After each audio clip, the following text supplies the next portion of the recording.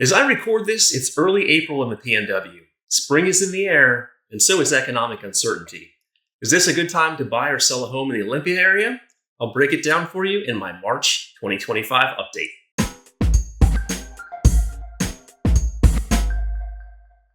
Hi, I'm Realtor Scott Tompkins, your 360 agent right here in beautiful Olympia, Washington.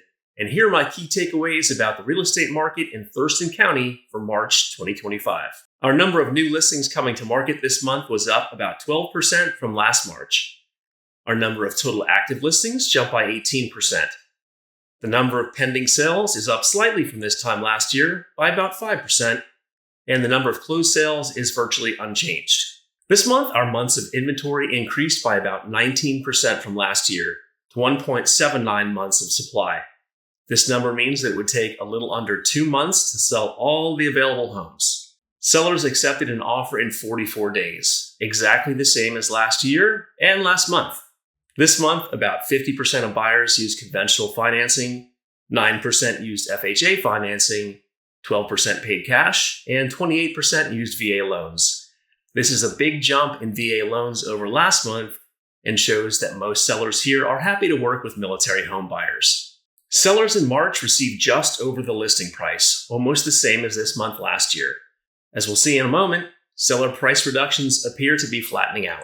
At $520,000, our median sales price is up 2% from last year. Remember that median is the middle price where half the homes sold for less and half sold for more.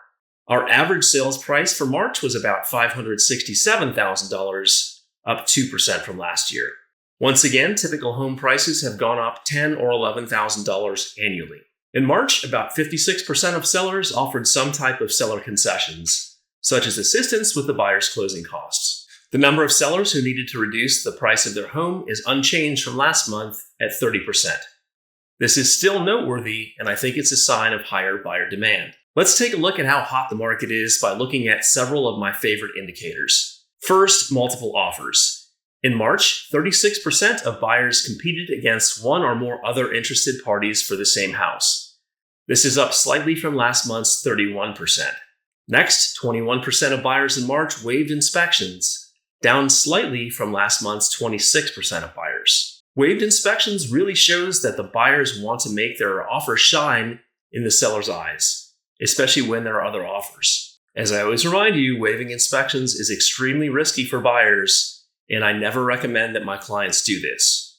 Instead, pass-fail inspections tell the sellers that you won't ask for repairs, but you still retain the right to cancel if the home is in poor condition. Finally, 9% of buyers in March used an escalation addendum, roughly where we were last month.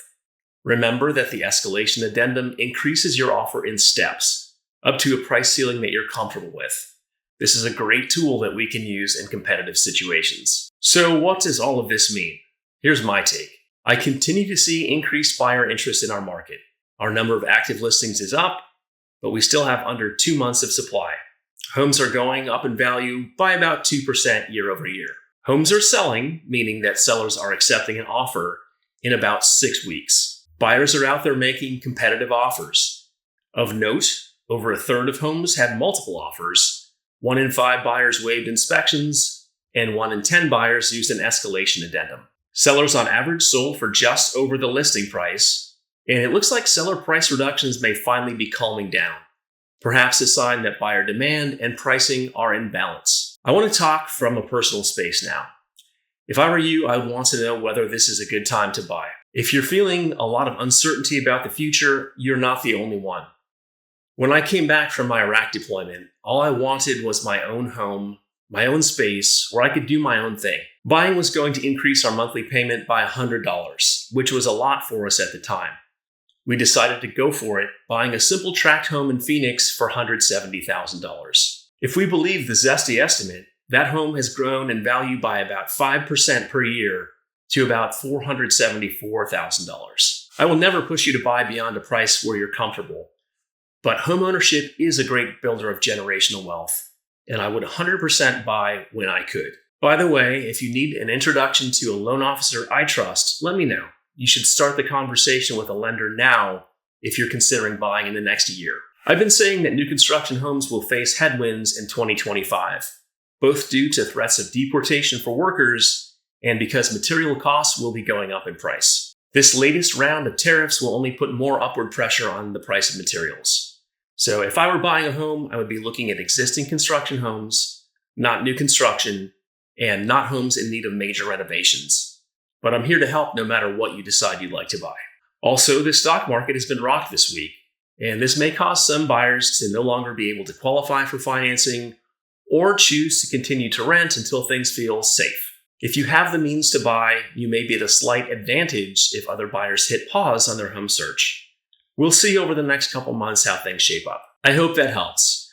Buying a home is always a leap of faith to some degree, but I'm not seeing anything that tells me homeownership won't continue to be a good move in the long term. Buyers, remember to watch my home buyer videos, Home Buying Unboxed, fresh tips for home buyers. Please remember to like and subscribe, and if you've got questions about buying or selling a home, let's grab coffee soon. Thanks for watching, and happy house hunting.